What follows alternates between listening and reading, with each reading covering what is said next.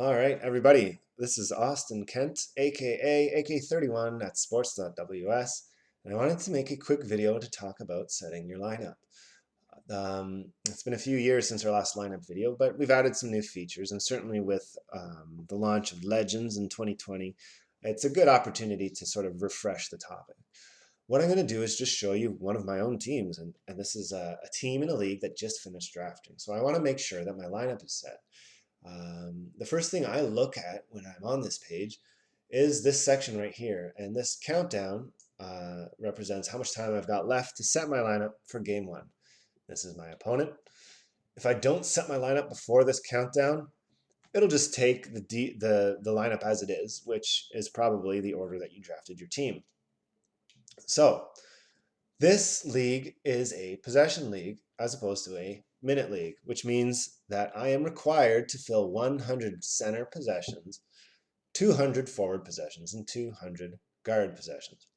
If it was a minute league, I'd be asked to fill 48 center minutes, 96 forwards, and then 96 guard. So what I am going to do when I go through my lineup just as a user is I want to make sure that the team is set up because the scoring algorithm starts at the top and it works its way down. You're not going to get yelled at for having too many forwards or not enough guards. What matters is that you fill what is asked of you, which is, in this case, those 500 possessions. So to jump right into the math, you start right at the top, and we know that we need to fill 100 center possessions. And Yao Ming averages 63 center possessions.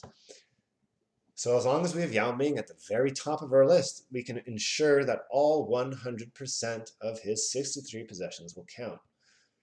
After those are counted, I still need to fill 37 center possessions. And Greg Oden here, number 2 on my list, averages 44. So he actually averages more than I need. So instead of taking all of Odin's possessions and all of his fantasy points, we take just as much as we need, which is 84% of his 44. And the fantasy points is prorated as a result. The scoring algorithm then moves on down the list, and it sees Jason Kidd here, who was a guard, and it just starts picking up where it left off. So we still need to fill 200 guard possessions, and Kidd eats up 71 of those. Then Chauncey eats up 65 of those. When we get down to Dwight Howard, we see our first player with dual eligibility, and he's a center forward as opposed to a forward center.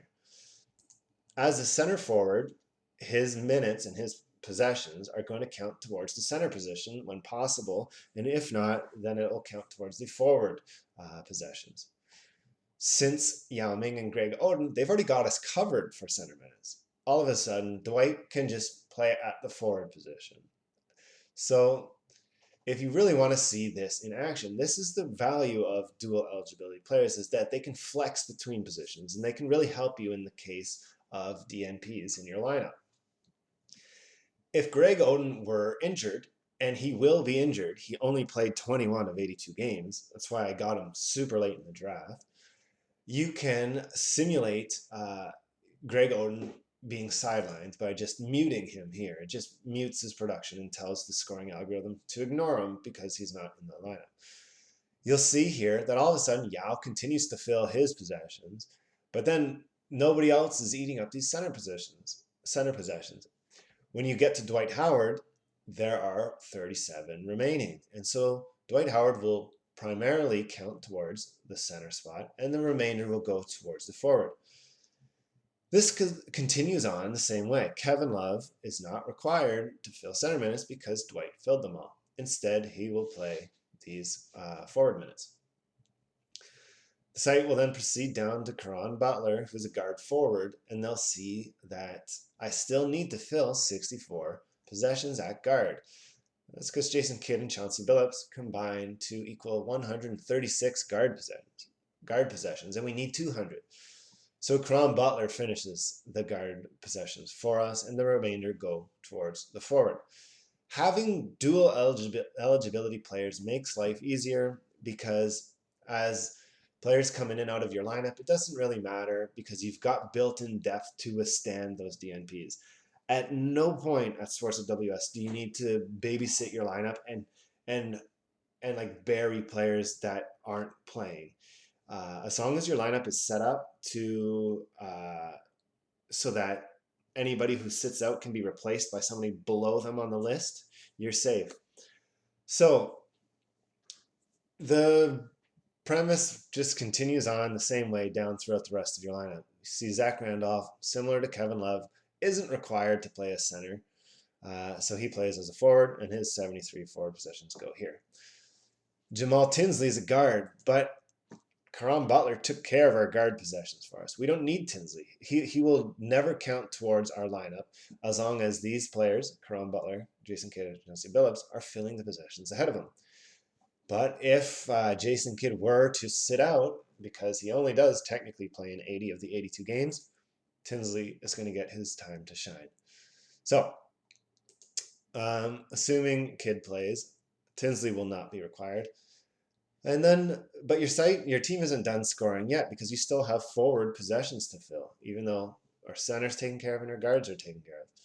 So Anthony Randolph is actually the player that finishes us off. He's not required to play at center, so he does play at forward. So Kukoc and Hamilton, they don't really do much. They just sort of hang out, but they're there just in case you need depth. If Caron Butler, who didn't play a ton of games, if he sits, or if Kevin Love sits, then all of a sudden Kukoc and Hamilton, they're going to be thrown into an opportunity to actually produce. So exactly how you stagger your lineup is important because you want to have that built-in depth.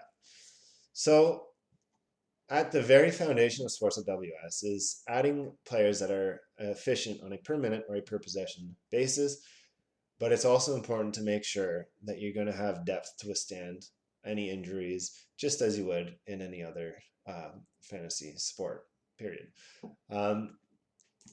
One last thing that I did want to talk about that anybody who is familiar with the site may have noticed.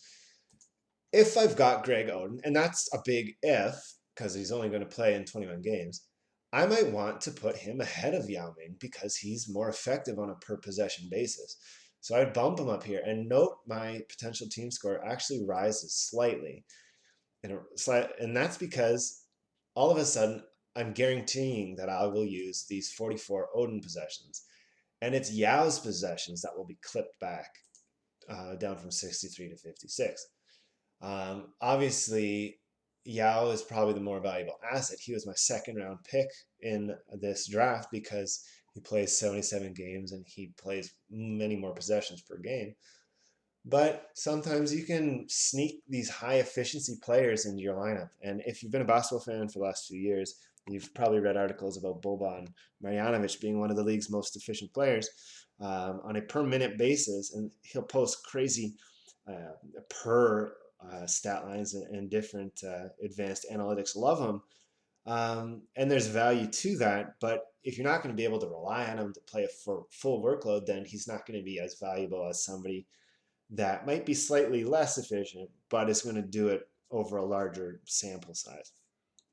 So there's no right way or wrong way to set your lineup.